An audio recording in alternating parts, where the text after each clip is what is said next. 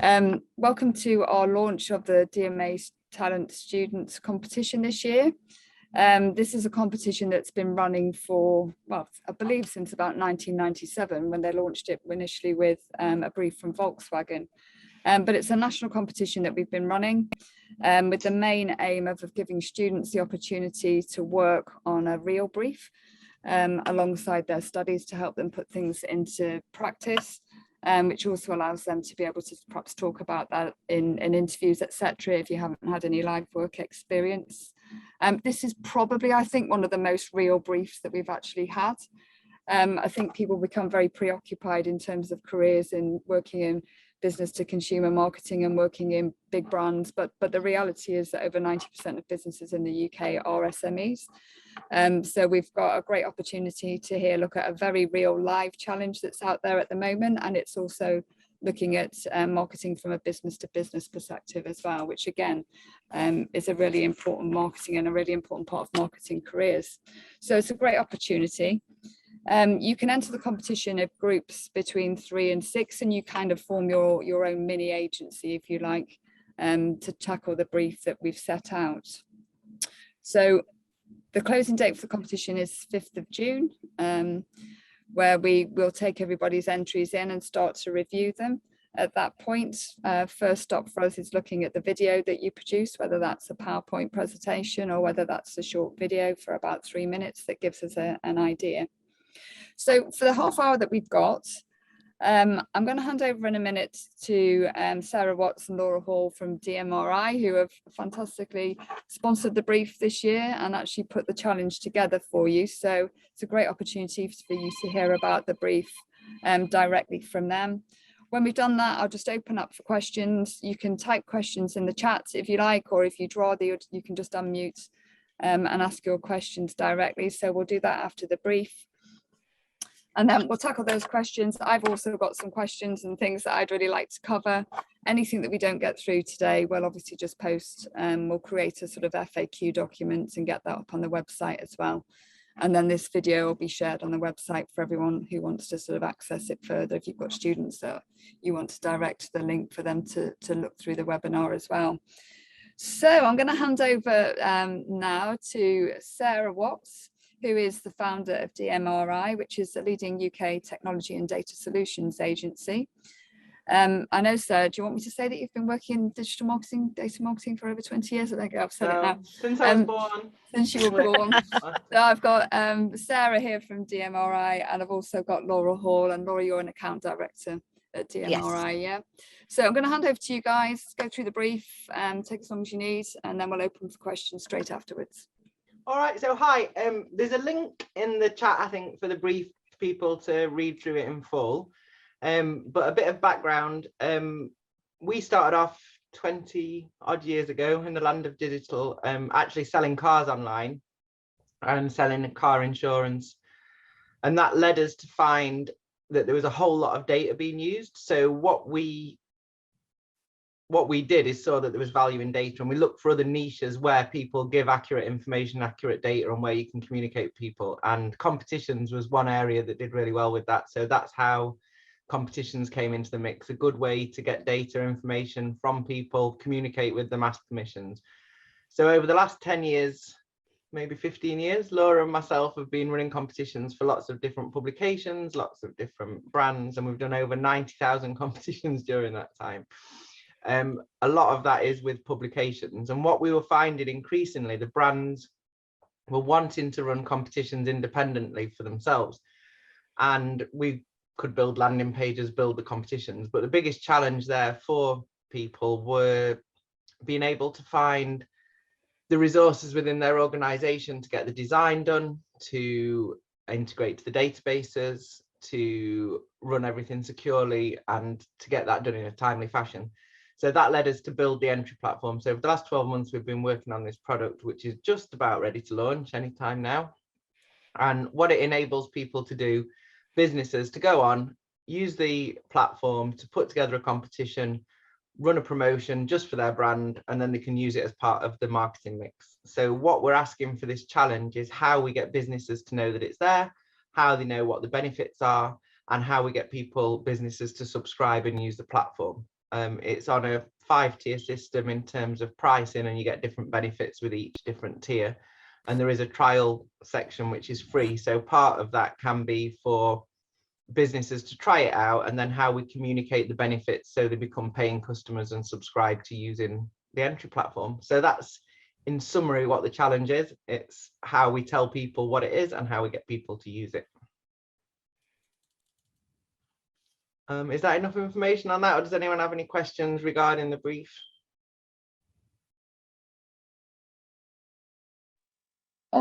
Yeah, hello, my name is Evan. I do have a question about the brief. Okay, fire away, So, Evan. me and my group went through the brief yesterday, and we had an idea essentially how we could market this. And when we have customers that want to get off the platform, instead of them like removing themselves completely, potentially offer them a cheaper plan and fund that through the money that you suggested for us to plan out the spending with, the budget itself. Would Yeah, that be is possible. You'll be able to go on the plan and see it more details once the site's live, which should be any time now. And one of the things people can do is they can move up and down the plan. So if they're not using it, they can come off the paid for plan and stay still with their information there and their background information on the free plan, and then come on to a paid for plan when they want to use the paid for options. Okay, thank you very much. I'm being completely honest, the pricing plan is an introductory pricing plan. With all these things, that'll be continually reviewed. So if there are suggestions and ideas like that of how you think it should work and how you think that'd entice businesses and work better for businesses, you can include that in the entry as well. Thank you. Great, thanks for that question. Any other questions? Yes, I do have a few questions. Sure. Can you hear me? Yep, sure, hear you great. Okay, so number one question that I have is that number one, what's the profile of the typical B2B clients that you've worked with historically? We want to know the kinds of clients that you have worked with so that we can get a sense of who we're developing the marketing plan for. That's number one. Number two, is that what is the most critical pain point? What's the pain points that the marketing plan is to address? And then number three is that can we get a chance to probably get a link to walk through how the platform is going to work from a user interface, user experience point of view? Perhaps that is the key that we unlock the creative idea that we're trying to land. Thank you very much. Yeah, well, taking the last question first, you will, as soon as the site's live, you'll be able to have access to that, and you'll be able to go through as a customer and set up competitions and trial that, so you'll be able to see that working. And then back to the first customer, when it comes to the customer profiles, the platform's geared up with the different levels of entry so that it can be used from anybody from a small business right the way up to a massive agency looking after lots of clients. And that's because that's the profile that fits the existing customers that we use. We've seen competitions being run by little local businesses right the way up to massive corporations and big brands that everybody's heard of. Now, typically, it works better when people have got a national audience. So I wouldn't be looking to target the very small localized customers, although they will be able to use the platform. I'd concentrate people with a national reach. Just because then you've not got the segmentation issues that come with that, and they do make up the biggest area. And out of the customers, we have it's split between agencies and direct customers. So a lot of PR agencies and marketing agencies use us typically because we're working on a bigger marketing plan or a bigger PR plan, and the competition forms part of that rather than a standalone action. Does that answer the question? Sorry, just remind me, what was the second question? I went 3-1, and then what was number 2? Yeah, the second question is that what is the most critical pain point that clients are seeking to solve when they come to the platform? The critical pain point. The main pain point is getting the resources to build it. So typically when they look to run a competition, it's almost an afterthought in terms of how do they actually get the entries. So what they would do is either use an in-house resource, which technical resources and data resources are nearly always hard to come by, and they then have the challenge of having to integrate the data into their database. They have to get the design elements, they have to have a landing page, they have to look where they've got to host that, and that typically takes a lot longer than what anybody ever envisaged. And quite often halfway through the process or as part of the process, they'll then look to outsource that, and then they'll go to the typical agency or the design agency. And what they find is the people that they deal with on an outsourced basis can do one part of the job really well. So if they're a design agency, they'll put together a really nice design, but then they've got to integrate a back end to hold the data. Or if they go to the data company and say, we need you to take these entries, you get a very sort of not very user-friendly entry mechanism for the user. So the pain point is definitely resource and time. So what we've done is made this a very simplistic platform that can be used by marketeers. Not saying that marketeers aren't as clever as technical people, but it means they're not having to tap in additional resources, and you don't need programming experience or database experience to use the platform. So just to quickly clear my understanding, this is the last thing I'm going to say. Yeah, it's good. So the critical mass of those that represent your clients are small SMEs, small businesses, medium-scale businesses. The large corporations probably have those resources that you're talking about.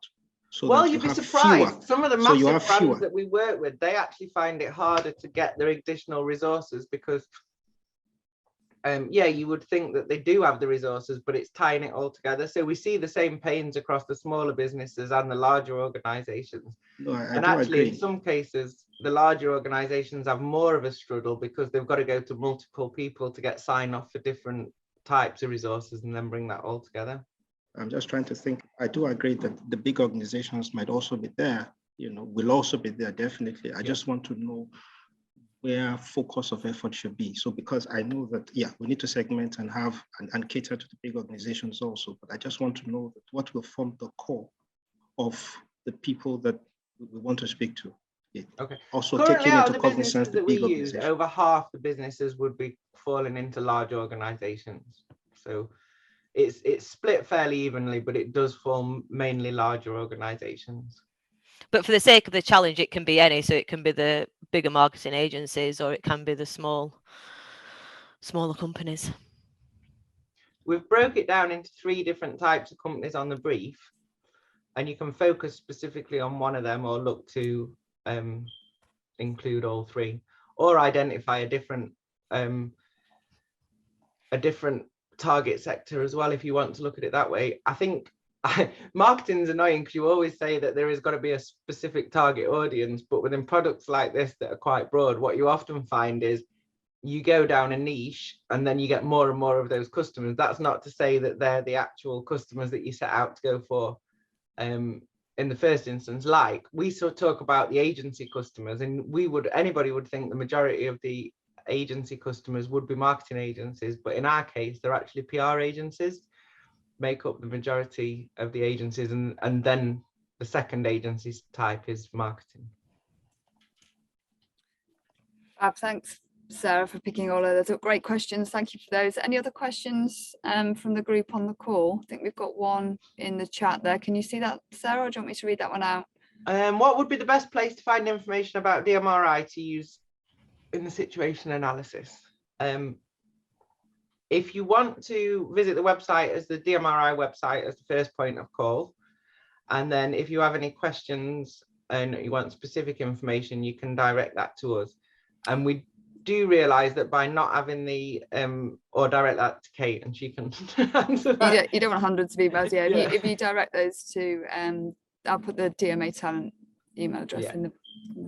And also what we're going to do is we're working on a couple of case studies with some brands that we were hoping to get ready before this.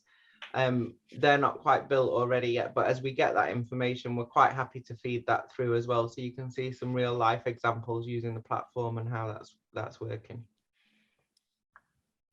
Okay, brilliant. Any other questions? I think one's just something that's come through in the chat direct to me is someone was asking if there's any fees to enter the competition. There are no fees to enter the marketing challenge. Who are your competitors, Sarah? Competitor wise, there's a number of platforms where you can run similar competitions, but they're all non-UK based. So our biggest selling point there is that we're holding the data within the UK.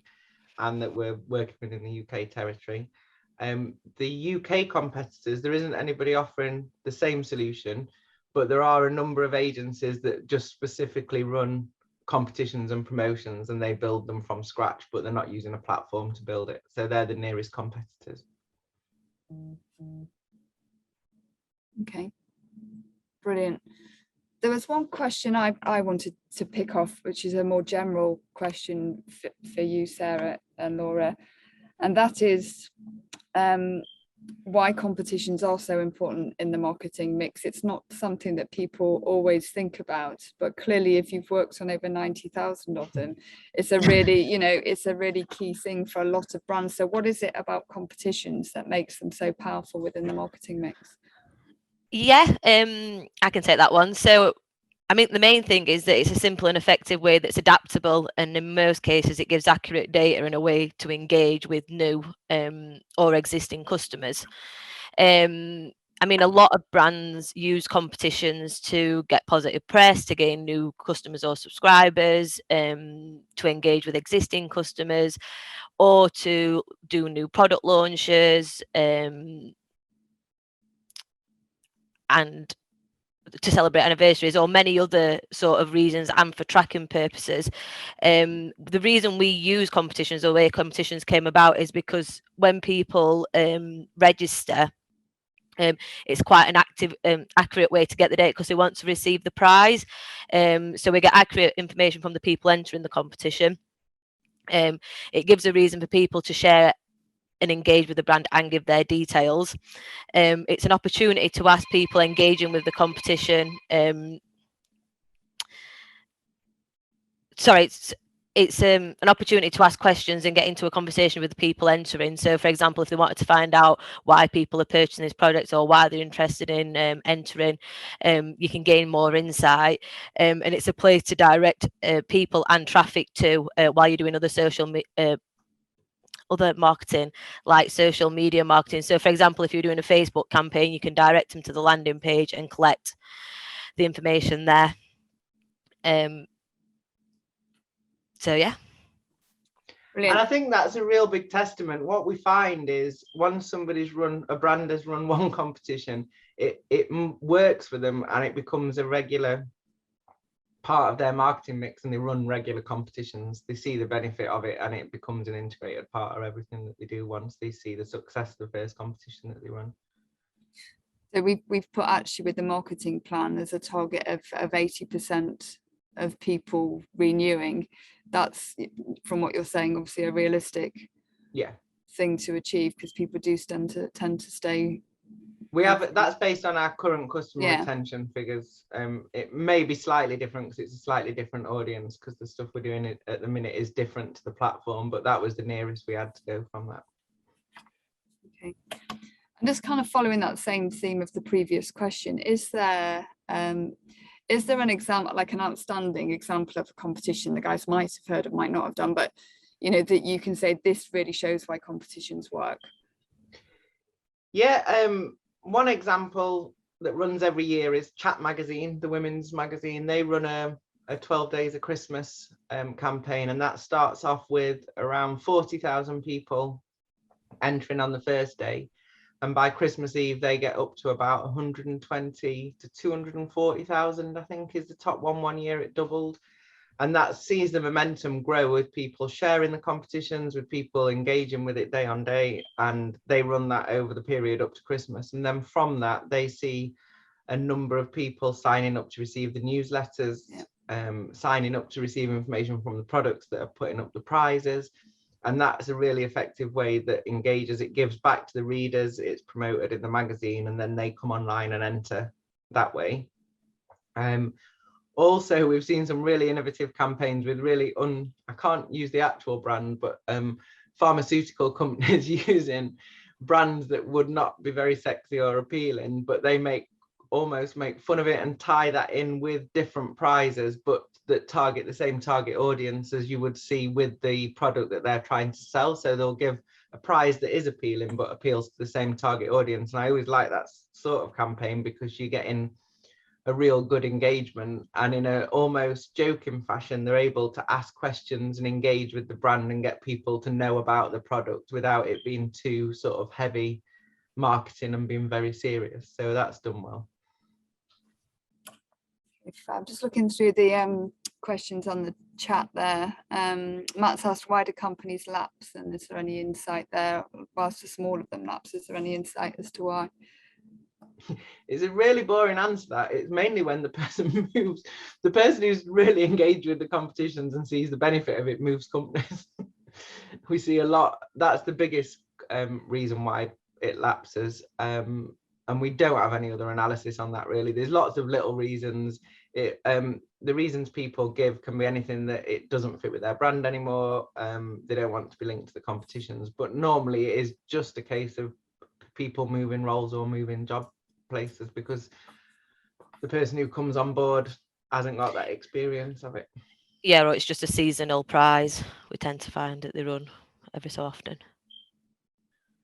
Yeah, that's a good point, when it really is just a one-off campaign that they want to do. Or if it's for a specific purpose. So for example, if they were doing something that were featured to go and buy something in store and you get an entry into winning a prize, it'd just be a time sensitive campaign so that they'd only be in store for so long and then to come and run enter the competition. Technical question here. Is the interface a drag and drop user interface? Yes. Yeah. Okay. And there was just one other question in the chat. I've scrolled down. There was one here, just out of curiosity, would you say a major agency like Accenture is a competitor to you, or would you say it's just smaller agencies? Which agency? Or just smaller agencies? I think it's the specialist agencies which would just specifically run promotions for people rather than the broader agencies. Okay. Because they add there is the actual added value then of a more bespoke service where they're actually building the promotion and running it from start to finish. The platform that we're building is for you to set up the competition and then you add your marketing element and promotional element to it. Okay, brilliant, thank you. And sorry, there's another one here, Sarah. When will the platform be available for them to look at? Did you say, was it in the next 24, 48 hours? Yeah, I hope to have it today, but unfortunately our office has been struck down with COVID. So it will be no later than the end of this month, but it will be this month where it'll be available, and we'll let everyone know as soon as it is. Great, thank you. We've only got a few minutes left, so what would be quite a nice thing is, we talked about this in our sort of list of questions in terms of a silver bullet. What tips have you got for people that are on the call, or some of our lecturers that we've got here to share with our students about success in this brief? I think one of the biggest thing is when you're looking at a brand that people don't know, you've also got to tell them why there's a benefit to using it and why there's a benefit, why they want to run competitions. So you've got a bigger challenge because you've got to not only explain what the product is, you've got to explain why they should use that product. So you've almost got two levels of marketing. So you've got to think of creative ways of being able to explain what the entry platform does and why they should use it. So providing information about why competitions would make a good addition to the marketing that they're doing, and then why they should use the entry platform to do that, is one approach. And remember that it's a business audience and just promoting a brand that they won't have heard of before, and that's a different challenge to when you're working on big brands, and so it's just worth really considering that and making sure that you take that into consideration when you're putting the brief forward. Okay, brilliant, nice bit of advice there. Oh, hold on. Yeah, question from Matt there. The entry platform is the brand, or Yes. is DMRi the brand? Yeah. Yeah, DMRi is the company. We've got a number of platforms that we run. So the entry platform is the brand that you would be using for the promotion and for the marketing purposes.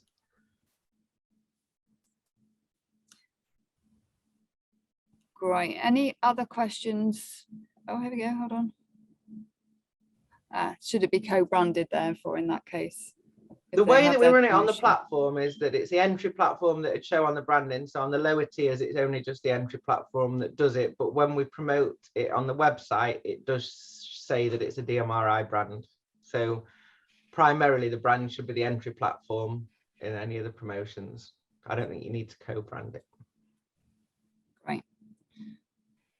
Okay, we're just drawing into the last few minutes now. So as I said, the brief is obviously for download on the DMA website. We're also building some different resources. You know, I know a lot of courses do cover B2B marketing in some depth, and others might not. And I think we've got Richard Robinson on the call here, who's part of our B2B council, and Richard's been helping identifying a few good articles and pieces that we'll also add on as resources to the website as well to help you, you know, looking at that B2B way of marketing and what you need to think about in terms of target audience, etc., and how you contact people and how you talk to people. So we'll have that on the website as well. As I said, closing date, Lisa, is 5th of June, is it? Yeah. 5th of June. What we'll do is we'll take all of the entries in, we review all of the films and the PowerPoint presentations first, and those that really stand out at that point, we take them through and we look at the broader explanation and entry behind that. And we'll do a pitch. We'll have probably 3 or 4 teams pitching to us about a month after the closing date. So we get to a point where we find our winner, but the pitch experience is a great one. It's a great experience to be very concise and considered and make sure you get the right points across that are going to sell your entry, and also, you know, being there and prepared to answer questions as a group as well. So it's a great experience. So hopefully we'll get to see some of you and some of your students at that pitch. So I'm just about to close off, just checking through the questions again. You're very welcome, Matt. Thanks, Matt. Oh, Lisa, would you mind putting the DMA Talent email address in the chat for me? If you have any questions that are outside what we've covered today, or when we actually publish the FAQs, there's something missing on there, if you direct your questions to us, we'll coordinate those questions and get them over to Sarah and Laura, so they're not bombarded. Because sometimes questions come in that are the same, so we'll just make sure that, and then we'll publish answers to questions. We'll grow that FAQ as we go throughout the year. Okay, email address is on there. So just wanted to say a big thank you again to Laura and Sarah, not just for your time today, but putting the time in on the brief as well. Wish everyone the very best of luck with their entries. If we can help you in any way, then just get in touch through the DMA Talent email address there. Have you got anything? Is there anything else you need to add, Lisa? Have I missed anything about the challenge? You've got it all. Any last comments from Laura and Sarah? Just good luck, everyone. Just good luck. Great. Okay, thanks everyone for joining us this afternoon. We look forward to seeing some entries from you guys.